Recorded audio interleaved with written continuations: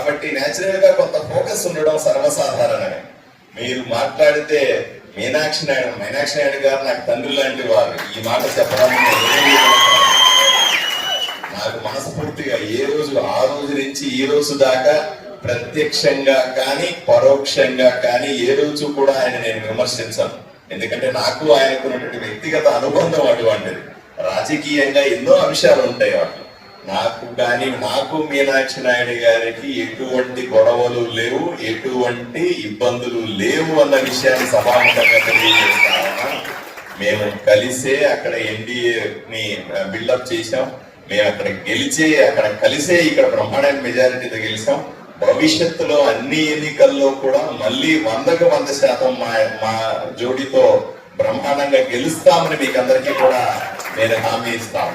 లేని గొడవలను మా మధ్య సృష్టించద్దు అని నాయకులకు చేతులెత్తి వేడుకుంటా ఉన్నాను. ఆ ప్రచారం చేయొద్దు అని అనుకుంటా ఉన్నాను. మీరు చెప్పారు కాబట్టి నేను సమాధానం చెప్పాల్సిన అవసరం వచ్చింది. కాబట్టి మీకందరికీ అదే విధంగా కేవలం మీనాక్షి నాయుడు గారు మా చెల్లెలు గుడెసి కృష్ణమ్మ ఉంది, ఆవిడతో నాకు ఎటువంటి ఇబ్బందులు లేవు.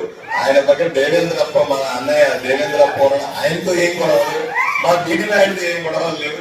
ఇంకొకరు వస్తే కూడా నాకు గొడవలు. నా పార్టీ నా అంశాలు నాకు సంబంధించి ఇప్పుడు మీరందరికీ అర్థం చేసుకున్నారు.